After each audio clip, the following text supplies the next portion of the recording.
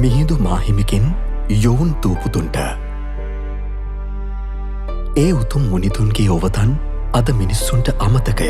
පළමුවෙන් උන්වහන්සේ අපේ මේ සුන්දර දිවයිනට වැඩම කරද්දී මෙහි වඩින්නට අහස්යානා හෝ නෞකා හෝ තිබුණේ නෑ. සැබැවින්ම ඒ මහා මුනිවරුන් හට එය අවැසි වුණෙත් නෑ. දියුණු කරගත් ඉර්දි බලයෙනුයි උන්වහන්සේලා මෙහි වැඩම කළේ. උදේනි නුවර විදිසායෙහි පිහිටි මහස්සෑ මළුවෙන් අහසට නැගුණු ඒ මුනිවරු අම්බස්තල සෑ අසල ඇති ගල්කුලට පැමිණි විට එදා මුළු ලක්දිවම ඒකාලෝක වුණා. එදා ලක්දිව පරපුරේ රජුව සිටි දෙවන පෑතිස් නිරිදුන් මුණ ගැසුනේ ඔවුන් නැකැත් කෙලිය සමරන්නට දඩකෙලෙහි ගොස් සිටියදීය. දෙවියන් හා කතාබස් කොට මුවෙකුගේ විසින් දෙව්පුතෙකු එවන ලද්දේද ඒ ශාක්‍ය පුත්‍ර මුනිවරයාණන් විසිනි. තිස්ස කියා රජු අමතද්දී රජු තැතිගත්තා. නමුත් ධර්මරාජ වූ ලෝකනාථයන්ගේ ශ්‍රාවක වූ සමන පුතුන් වනාහි අපි වෙමුයි කී කල්හි රජු සතුටු වුණා. අඹ පැනය ඇසූ වේලෙහි රජු පිළිවදන් දුන් අයුරු සැබැවින්ම අසිරිමත්ය. ලක්දිව රජපරපුරේ සිටි නෑයන් දැක් වූ විසරද ප්‍රඥාදස්කම ගැන උන්වහන්සේ බෙහෙවින්ම සතුටු වුණා. ඇත්පිය උපමාවෙන් යුතු බුදුවදන් රජුහට පැවසූ වේලෙහි දෙවන පෑතිස් නිරිදුන් පමණක් නොවේ මැති ඇමැත්තන්ද බුදුවදනෙහි අරුත් වටහාගෙන තිසරණ ගතව සැදැහැ සිතෙහි මුල් බැසගත් අයුරු සොඳුරුය. ලෝකනාථයන් වහන්සේගේ අසිරිමත් සිරි සදහම් එකිනෙක පෙන්වා දෙද්දී එදා ලක්දිව මුතුන් මිත්තන් විස්මිත සොම්නසකින් යුතුව එය ඇසූ අයුරු අතිමනරම්ය. අගබිසෝ අනුරාවන් ඇතුළු ඒ කෝමල ස්ත්‍රීන් සැනකින් මගඵල ලැබූ අයුරුද ඉතා සුන්දරය. මහජන මුළුවට දහම් දෙසනු පිණිස සකස් කෙරුණේ ඇත් හලය. ඔවුනට දිව්‍ය විමාන ගැන විමානවත්තුවෙන් බණ කියද්දී දුක්පිරි ප්‍රේතලොව ගැන පේතවත්තුවෙන් බණ කියද්දීත් ආර්ය සත්‍ය නොදැන යන සසර ගමන ගැන ඔවුන් පියෙන් සලිතව කියා ඉක්පිති සත්‍ය සංයුක්තය නම් බුදුවදන් පවසද්දී ඔවුන් මගඵල ලැබුවේ දස දහස් ගණනෙනුයි. දම්සෝ නිරිධානන් අප සොඳුරු දිවයිනට මහත් සේපෙන් බැන්දා. මිහිඳු මහරහතන් වහන්සේගේ නැගණියන් වූ සංගමිත් තෙරණිය දකුණු මහබෝ ශාඛා වැඩමවද්දී දම්සෝ නිරිතුන් මහත්සේ සතුටු වුණා. හේ දඹදිව දකුණු පස පිහිටි මේ රම්‍ය දිවයිනෙහි අප ශාස්ත්‍රූ වූ ගොයුම්ගොත් බුදුරජුන්ගේ සසුන පිහිටන වග ඇසූ තැන පටන් මේ රම්‍ය දිවයිනට මහත්සේ ඇලුම් කළා. එදා දෙව්නා බඹුන්ගේ අපමණ පුද පෙළහරින් දඹකොළ පටුනට මහබෝ ශාඛා වැඩිවේලෙහි දෙවන පෑතිස් නිරිදුන් අපමණ සොම්නසකින් පිළිගත්තා. මහබෝ ශාඛාව මේ හෙළදිවින් පුදද්දී දරදී මාතා තුන්යලක් යළි සලතවෙමින් සාදු හඬ දුන්නා.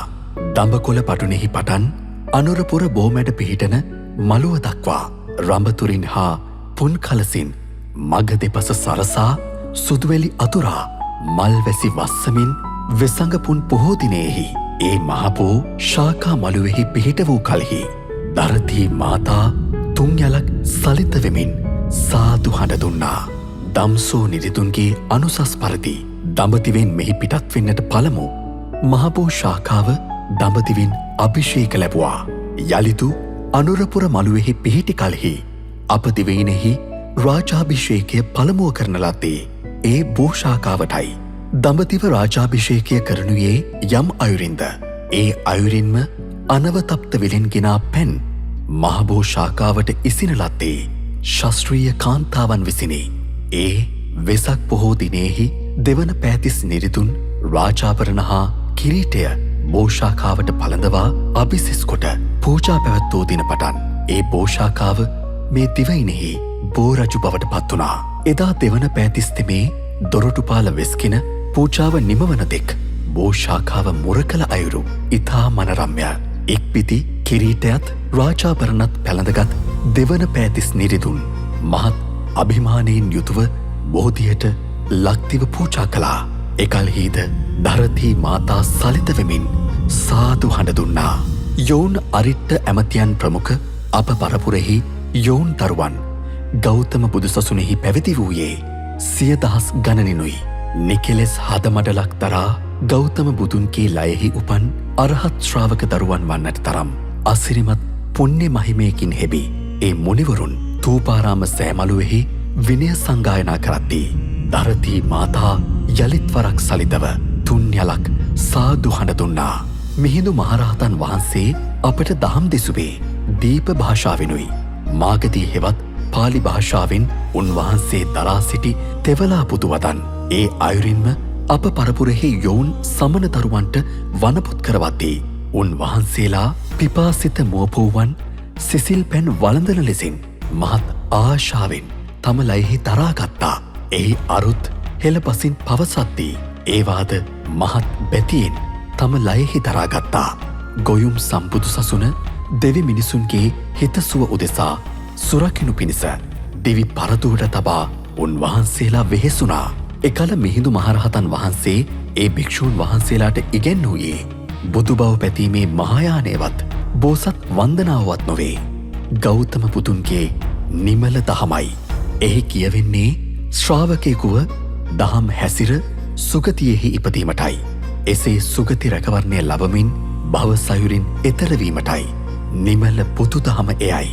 එකල අප පරපුරෙහි යොවුන් දරුවන් දැක්වූ කුසලතාව නම් දඹදිවෙහි සිටි මහා පින්වතුන්ගේ කුසලතාවට කිසිසේත් දෙවෙනි නොවුණි. මිහිඳු මහරහත් මුනිතුන් පිරිනිවන් පානාත් එක්ම මේ දිවයිනේ රැඳුනේ එනිසාය. දම්සෝ මහනිරිතුන් ලවා ලක්දිව ඉපිද කුදුතිස් මහතෙරුන් නමින් සසුන බැබල වූයේ එනිසාය. අකුසල් දුරුව කුසල් මතුව ගොස් රජනිරිතුන් ප්‍රමුඛ කොට මැති ඇමැත්තන් ප්‍රමුඛ කොට සකල ජනයා දහමෙහි හැසිරුණු කලෙහි වෛරසිත් බෑරකොට මෙත් සිතින් බැබලුණු කලෙහි මේ රම්‍ය වූ දිවයින සකල සම්පතින් පිරී ඉතිරී ගියා. බත බුලතින් කිරියෙන් පැනියෙන් සොර වුණා. පෙරදිග ධාන්‍යාකාරය වුණා. ඉන්දීය සයුරෙහි මුතු ඇටය වුණා. දහම් දිවයින වුණා.